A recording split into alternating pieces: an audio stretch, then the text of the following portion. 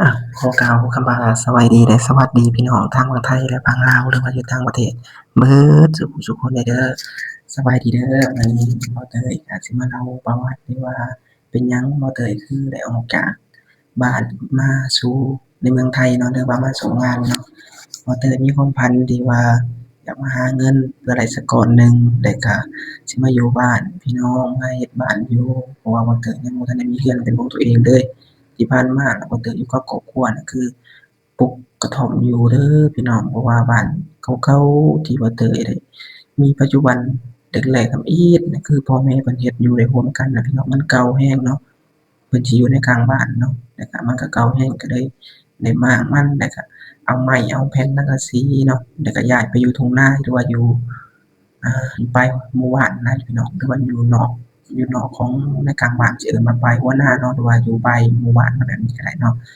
บ่เติบได้ได้ไปอยู่กับอีพ่อแล้วก็มีพ่อแล้วก็เอื้อยบ่เติบเนาะแล้วก็บ่เติบก็คือเพิ่นมีลูกแค่สองคนเนาะบ่เติบเป็นลูกชายท่าเพิ่นเนาะแล้วก็แม่ของบ่เติบอะได้จากไปแล้วเนาะเพิ่นได้เสียไปแล้วเนาะพี่น้องเนาะก็บ่เติบก็ได้จำความได้ก็คือตั้งแต่อายุประมาณ11-12ปีเนาะที่แม่บ่เติบจากไปเนาะแล้วก็บ่เติบได้อยู่นำพ่อได้มาอยู่ทุ่งไร่ทุ่งนาเนาะหลังจากนั้นบ่เติบก็ได้ ไปเข้าโรงเรียนน่ะก็ต้องได้ย่างเนาะหรือว่าเดินทางกลับจากทุ่งนานะเพื่อสิไปเรียนเข้าโรงเรียนน่ะพี่น้องต้องได้ย่างประมาณเกือบชั่วโมงหนึ่งเพื่อสิฮอดโรงเรียนเพื่อบางทีน่ะเปียกเบิดพี่น้องเอ้ยยามฝนเนาะเพราะว่ายามเดือนเก้าเดือน10เนาะอยู่ฝั่งลาวเพิ่นสิเข้าโรงเรียนช่วงนี้เนาะเดือนเก้าเนาะพี่น้องเนาะเดือน8เดือนเก้าเพิ่นสิเข้าโรงเรียนเนาะเปิดเทอมว่าง่ายซะเนาะ ว่าแต่ใดก็ได้เรียนต่อเรียนไปเรื่อยๆแต่ว่ามันบ่มีเงินส่งเสริมเนาะว่าเตยก็พ่อเพิ่นก็บ่มีเงินให้เนาะเพราะว่าเพิ่นก็เป็นลูกชาวไร่ชาวนาน่ะพี่น้องเอ้ยว่าเตยก็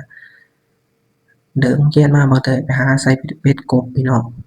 ได้ไปหาไสเบ็ดกบไปหาเก็บหอยเก็บหยังมาขายพี่น้องเพื่อสิได้เงินมาแบบว่าจุนเจือในการที่เข้าโรงเรียนอะพี่น้องความลำบากบางทีน่ะบ่เตยก็ต้องได้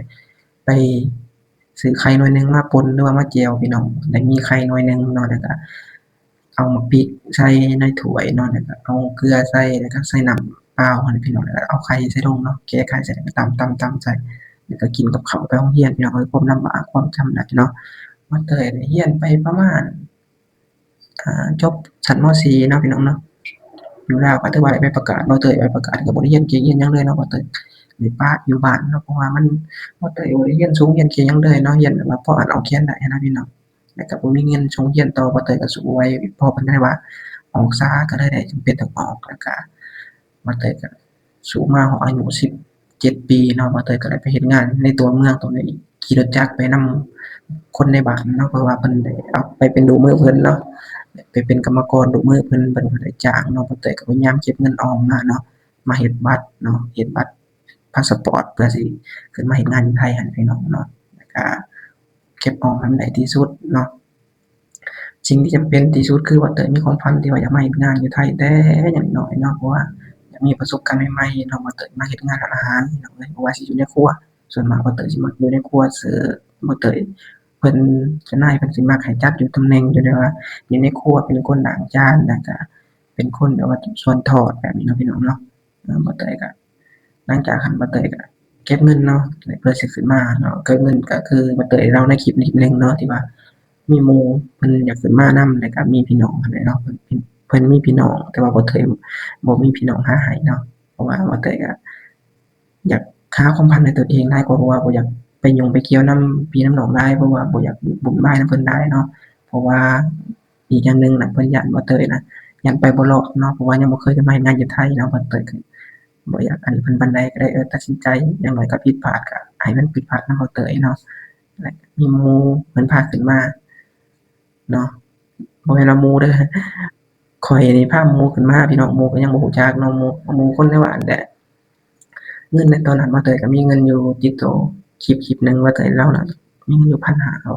มาฮอดแต่ม.10ก็ได้ยืมหมู่อีกเนาะหลังจากนั้นเป็นโควิดก็แยกย้ายกันไปเนาะแล้วก็ปิดกิจการที่ไปเฮ็ดห้านเก่าเนาะเพิ่นก็ปิดกิจการเนี่ยก็ได้ครับช่วงโควิดแล้วก็บ่เตยก็ได้เก็บเงินอีกรอบหนึ่งเนาะเพื่อสิสู่ความฝันที่ว่าบ่เตยฝันไว้เนาะก็เลย ได้มาหางานในเฟซเนาะพี่น้องเนาะก็ติดต่อมาแล้วก็มาเตยก็ได้มาเฮ็ดเนาะพี่น้องเนาะ ไปเฮ็ดงานในเฟซแล้วก็ได้มาเฮ็ดงานแล้วก็พอได้เงินจุนเจือครอบครัวไปบ่ว่าสิเป็นจ่ายค่าหอค่าน้ำค่าไฟแล้วก็ฝากมาทางบ้านเด้อพี่น้องบ่เกิดอยากเฮ็ดความฝันซาเล้งก็คือใช้เงินมื้อหนึ่งบ่อยากให้เกิน20บาทเนาะส่วนมากแต่มันก็สุดๆอันนี้พี่น้องเอ้ยสุดๆยามว่าสุดๆเนาะก็พยายามเก็บเงินให้ได้ที่สุดนี่ก็คือกระท่อมหรือว่าเถียงนาเนาะอยู่ลาวเขาจะเอิ้นเถียงนาที่ว่าบ่เติบได้อยู่กับครอบครัวนี่ก็คือตอนนี้นะพี่น้องนี่มันเกิดสิขึ้นในเมืองนั่นแหละนี่ได้อยู่มาเกือบ3-4ปีได้นอนอยู่นี่เนาะพี่น้องเนาะมันเกิดอยู่มีความลำบากเนาะพี่น้องเอ้ยบางมื้อบ่มีข้าวกินก็ลวกผักบุ้งมันแบบเป็นหยังที่ว่าลำบากแรงอะนะพี่น้องคันมาอยู่ไทยก็อย่างน้อยก็ได้พาพ่ออยู่บ้านแล้วก็หาเงินให้พอได้กินซื้อในสิ่งที่เพิ่นอยากแล้วก็บ่เติบก็มีประสบการณ์ที่ว่าแล้วมาเฮ็ดงานอยู่ไทยมีพี่ๆ เจ้านายเพิ่นบอกสิ่งที่ดีๆให้ก็เก็บมาเป็นบทเรียนเนาะก็จำเป็นเลยเนาะอันนี้ก็คือเหตุผลที่ว่าบ่เตยต้องได้ออก